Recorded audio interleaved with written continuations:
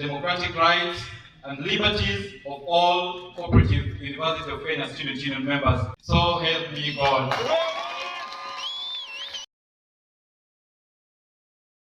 Hi everyone, welcome to Campus Curiosity with me, Linda. Today I am joined by someone who plays a big role behind the scenes on student governance and school affairs. So today we are here and we are joined by Vinnie, the popular general. How are you doing? I'm doing good, and you? I'm good. Mm-hmm. Can you briefly tell us about yourself? My name is Vincent Ochieng, but if you try asking who Vincent Ochieng in CUK is, they'll never tell you. When I'm around the university, most students know me as generally. I'm a fourth-year student pursuing bachelor's in commerce, specializing in accounting period. I'm also a CPA student, and also now that I'm on my long holiday, I'm privileged to be pursuing my bachelor's law at the University of Nairobi. So I'm a student leader, serving as the finance secretary of the CUK Student Governing Council. Mm-hmm. And that is me. I'm a comrade who is just, being a real comrade. Yeah, so that's all about me. Yeah, that's pretty nice. So I believe you've been a leader for quite a while. Yeah, sure. Can you describe your journey on governance and leadership? I joined CUK in 2022. Even before that, my history when it comes to positions of leadership has always been commendable. I have found myself in these positions since I was in my early class 6 primary school. When I joined the high school, I'm a product of a High School. I was privileged to serve since I joined Form 1 till I cleared my Form 4. And when I joined CUK in 2022, I was again privileged to start serving as a class rep. And in my first year of study, I contested as a delegate position. In my second year of study, I contested as a congressperson. And there I served as the congressperson and also the speaker of the student union. And in my final campus elections, I was privileged to again contest, and the student didn't trust me to serve them as the finance secretary. So I'm in charge of the students' account. I hold their money. I'm responsible for students' affairs when it comes to their financial matters. Okay, so on the finance part, what can you say you're hoping to change in regards to finances? There are a number of issues. The fact that we are students means we really looking up to a number of issues. A student is somebody who needs opportunities. Some of them are not able to, pay their fees. As the finance secretary, we do have what is called the bursaries to offer to our students. And in my tenure, I'd wish to see so many students benefit from this, because I've witnessed cases where people are not able to sit for exams because they are not able to, clear their fees. Some students residing in the university, some of them are not able to, acquire or to be able to raise the hostel fees in order for them to, have their accommodation well catered for. So my key priority as a finance secretary is, one, to make sure that at least each student benefits from this program. I call the CUK bursary fund. We're going to increase the fund so that by the end of every semester we have at least a particular number of students benefiting from this program of the bursary. Yeah. Okay, so you obviously took the package from someone else. What's Yes. that thing you found to be led to a big problem, actually missing, and you were like, okay. I have always looked to a number of student leaders who are there before me, and they have always been my motivation. But I used to say that, mbona watu hawezi fanya hii kitu na watu wanataka hii. So I used to say that it used to be a challenge until I was given the opportunity. But that responsibility comes with a lot of challenges.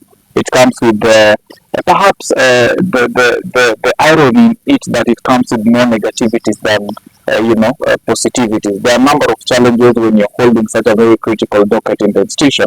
And so, being that I've run through the system since I joined here in 2022, I've gained a little bit of experience. So I know what needs to be done, how and why it should be done at a particular time. And I think that is a privilege. That is what I have as a stepping stone as compared to the guys who have been there before me. So I feel like I have a lot of things to do, and I have a lot of adjustments to make in the said docket of the finance secretary. Okay. So another thing, you weren't supposed to be a finance secretary. Yes. I knew you were running for presidency. What happened there? It's a long story, but it's true. The question has been asked by a number of questions, and perhaps let me put it clear today that my intention was to run for presidency, and that is what everybody knew. That is what the students knew. That is what my parents knew. That is what even some of the school staff had known, that I'd run for presidency. But it is true that umoja ni nguvu. I couldn't have done this alone. However, how much students had a lot of expectations, but in politics, at times you have to be strategic. Some decisions are made because of a certain consequences or circumstances. Me failing or dropping my presidential bid resulted as a number of as because of a number of issues that arose. A bit of betrayal. I was left alone in the battlefield. Some of the people who are close to me left me. And I have one person to really thank, the current vice president, who stood with me, and we walked the journey all through. So it came because of a number of issues, but majorly it was betrayal. I was literally betrayed. I was betrayed by a number of people. And I am not here to mention names, but me dropping down to run for the finance docket, that wasn't my intention at all. But at the end of the day, I thank God, because when I easily dropped my presidential bid to run for the finance docket, I say that at the end of the day, what I intended to do, even going for presidency, was to serve the students. So I could still do the same, even as a finance secretary, even as a mere class rep position. I'd still be privileged to serve the students in that capacity. So I don't have time to explain all that transpired. What happened, who betrayed me, why I never ran for presidency. But I thank God that the students, despite disappointing them of not by not running for the top seat, but they still supported me, and we won. It was a very, very big margin of victory, and I am privileged. So me not running for presidency, it's a long story. Tukianza kuisema saizi tutaimaliza sahi. But I thank students, I thank God, I thank my friends who stood with me, family. I appreciate some of my closest allies who are there to support me and to motivate me all through the journey. So it resulted, or it came as a result of a number of things. But majorly, just to give you a hint, it is majorly betrayal. I felt left alone. I felt betrayed, and I said it's okay. If that is how the game is played, then that is it. I have been raised well in the field of politics, so if it's the kind of betrayal that plays better for all of us, then I'd rather do the same. Yeah. Okay, leave alone campus politics. Are you aiming to proceed in the field? It is very clear out there, and for those who follow me keenly, for those of my friends who are very interested in my future ambitions or my plans, they are aware, and in fact it's out to the public, and we are working on it. I am intending to run for an MCA seat back at home. I was born and raised in Kisumu, somewhere called Ahero. So I'm intending to run for the MCA seat there, and plans are underway, and we've started doing some things. Of course, we've rolled out programs for young people. We've organized tournaments for them. We have organized tournaments for them. We have organized activities. Tunakuja pamoja, tunasafisha mazingira for the young people just to engage them. We have organized mentorship program for these people. At times I also visit these primary schools and give pads to young children and see how to also involve the boy child in this. So this I'm doing. My campus politics is just a route to my national politics. So it's out there. When you're asking the question of my intentions in the coming years, it's out there. And I think I am clear on that. That if God gives me the opportunity and the life, I'll continue with my political journey. Okay, we will support you. We'll help you. Thank you so much. Yeah. Okay, so other than you being in the finance docket, I have seen you get into other fields and actually try to help. Yeah. So on the academics part, people are here looking for missing marks and stuff. What can you say about that? And what have you tried to address in that sector? I have really been privileged once again to have been in the system for 3 good years now. I have served in the student leadership for 3 good years, and so I know how things are done. I know how the system operates. I have served as a congressperson who one-on-one deals with issues of missing marks. And when I was a congressperson, there are certain recommendations or certain amendments or certain proposals that I came across that I tried to, to encourage most of our students to do them. What causes missing mark are majorly, it's a 50-50 thing. It's a mistake from our students to a certain extent. Again, it's also in a way a challenge from the management or the administration itself. What causes missing mark?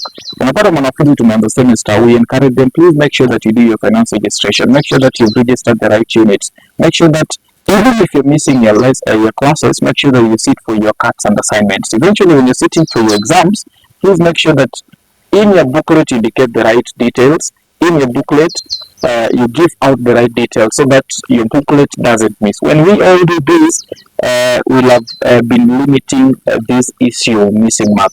But some of our students tend to ignore this. But on the other side, a student has done everything, right? They've done finance registration, they've done unit registration, they've sat for the exams, wanapata mwanafunzi bado anakukujia generally, I have a missing mark.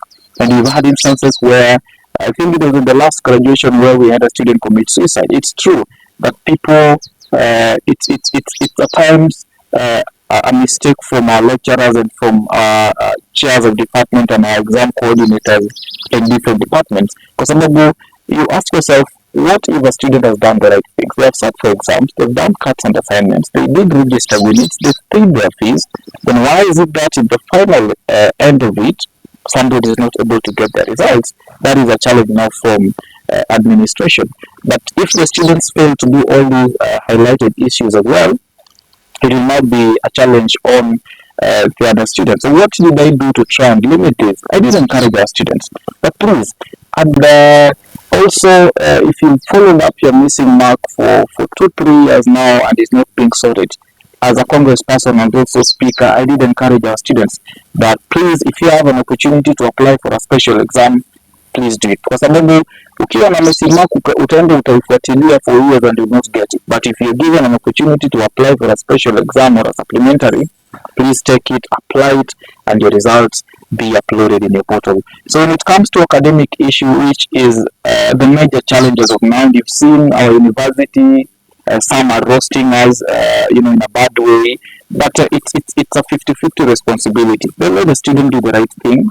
Let also the administrators also, do their responsibilities in the right order. So I think I came with a number of proposals that are of benefit to both the students and also the administration. So I've tried my level best, and that is what we are encouraging our students to continue doing. So have they been implemented?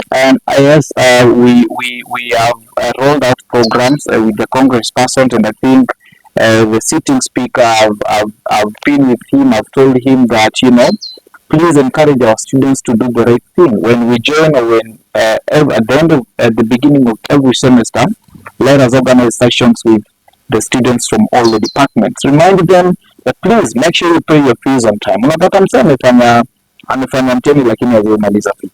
Anafanya exams zote, time results zinareleasiwa hana hata result hata moja. And we start blaming our institution in that part. Yes, it's not somebody's wish not to clear the fees, but if you know you have not cleared your fees, please as a student, you have an opportunity to apply for a special exam. Hakuna hujafanya mtihani kama hauja clear fees. Some of them do these exams without, clearing the fees. So of course, we have also encouraged our students through the programs that we are going to roll from September with the current Congress House to have these programs running to remind these students that, look, you will not get your marks. Whereas to set this elephant in the room, make sure that you register the right unit, you do finance registration, you sit for your cuts and assignments, and when the exam time comes, make sure that in your booklet you indicate the right credentials or details. With these, we will now blame the administration for not having your marks in the portal. Maliza fees, fanya finance registration, register the right units. If it's in a same, register the units there.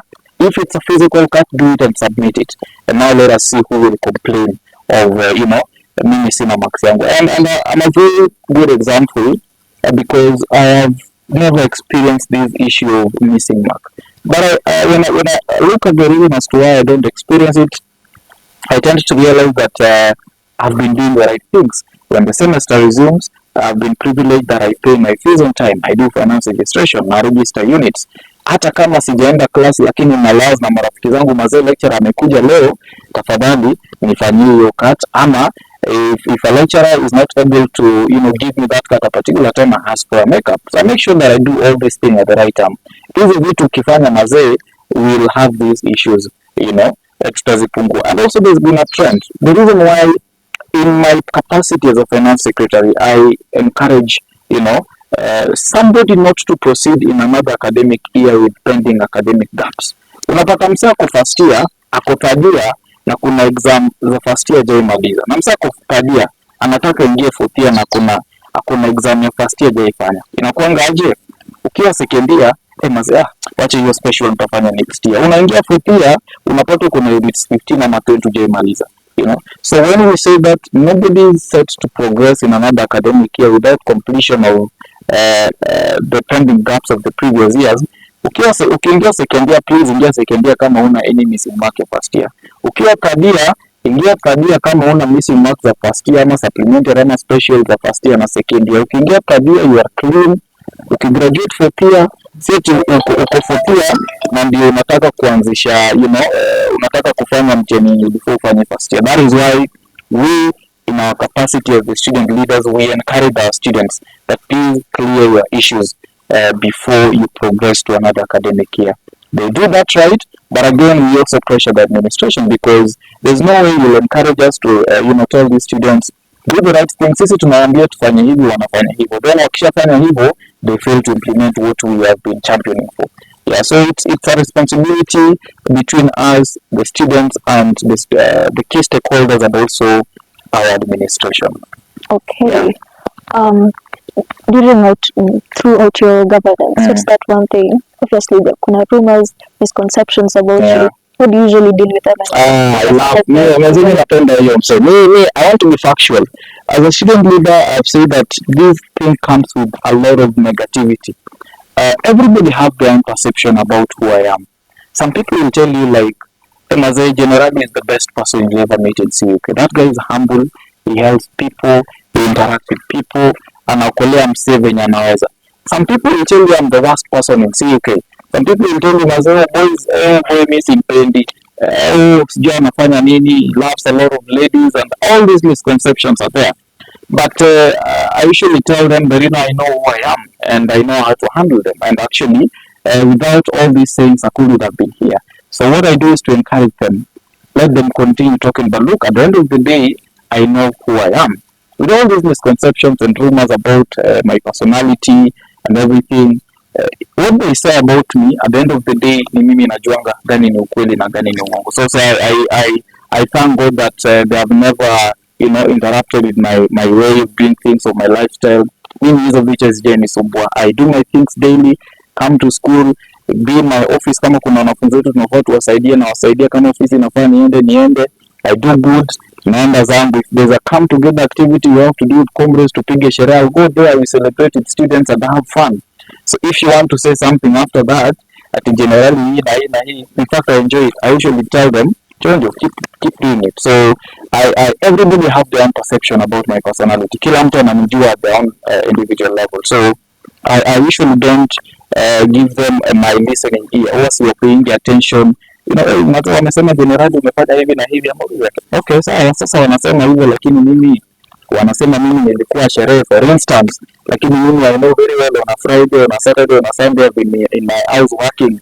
I've been doing my things in my phone, so I don't literally give them, control over my operations. I just be me, do my things. I do what I feel is right. And of course, when there's something wrong, I'll always, speak out as well. Just keeping negative energy off. Exactly. Okay, so you talked of having mentorship programs. Yeah. So how do you help upcoming students who want to be leaders here? Thank you. I say that my time is coming to an end. I am soon leaving CUK.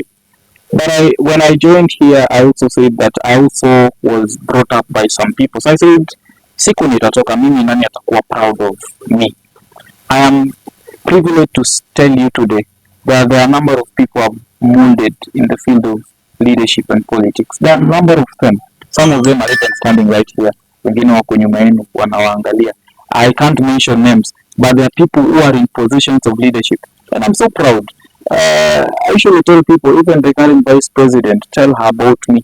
She is there. She has gone through a bit of my mentorship, and we've gone through the journey together.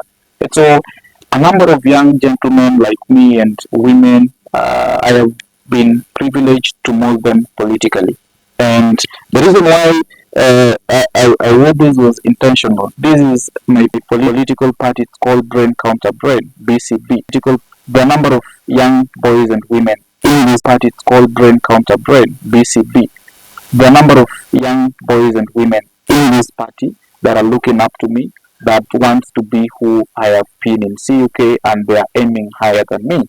So there are a number of people, of course, we have molded them, we have nurtured them politically, and I'm privileged that some of them hold these positions of leadership. We have delegates we have nurtured, we have congresspersons. Even the current speaker of the student union is my boy. I'm privileged. We have some of them in the student governing council whom I have molded and who have gone through my hands. And so that is what I'm proud of. That is what I have achieved. That is what has made me happy. And that is, and we will look forward to, run several programs. Either at a September, find these people who are interested in this field of leadership, nurture them, give them the right mentorship, mold them, and expose them to these opportunities. Tell them, easy position, it's you and me to go for them. Encourage them, open their eyes, and that is how we do things. Yeah. Okay. What can you say on women? Girls leading here. Ladies, and I usually don't love talking about other genders, but of course I have always been being a student leader. I serve all of them, and I've seen people who wants to even occupy these positions of leadership who are of your gender, but what they fear, mimi nikitaka kuvaa watu watanitukana. People will say all manner of things about me. People will roast me. People will tell me all manner of things. But if that is done to a woman, she'll easily give up. And so what I encourage our women, or what I tell ladies, keep the fire burning, be you. Na mimi nawaambiaga, I think it was some of them walikuwa wananitafutanga hata wakati election. Wananiambia, generally nilikuwa nimeenda huko, yule jamaa kanithreaten, nikamwambia, if you are campaigning on your lady and somebody tries to intimidate you, just tell them go to general. I'll absorb those pressure. So I also encourage women to take these positions of leadership. I also encourage them to come up boldly, come out boldly, and occupy these spaces. Hivi vitu ni zao, si zetu. Yeah. But I feel like there's a lack of sensitivity on knowledge that women can also come in. In your party, did you have any women who are buying? I have the Vice President, Vinnie Roberts. We used to have a congressperson, Quinta. We have several delegates. There's Kanini from DAF. There's Immaculate from IT. But I can mention names. There's a number of ladies that, I'm proud to have molded. The current delegates from a department called DCAM, there's a lady called Nicole from there. Almost in each and every department, the party produced a lady. And one of the positions that we are proud of is the Vice President seat. Vinnie Robert is from this party. And then we are proud. And even as she's exiting, the number of people also want to take that position, and we are proud that as a party we intend to also produce another vice president. It is possible. Yeah. Okay. Yeah. So your leadership role, how can you say it has molded you and others? How has it impacted you and others? It has exposed me. How this thing has helped me is just exposure. I've been exposed to a number of things. I've gone to different places, and I think I have been, introduced to, my position as a student leader, and it has helped me so big. I have, of course, it has changed my life in a way. I don't know how much, not that much, but at least I can say that my rent is being paid, without delay. That is one thing that I'm proud of. So it has helped me, of course. Exposure. I tend to know a lot of people.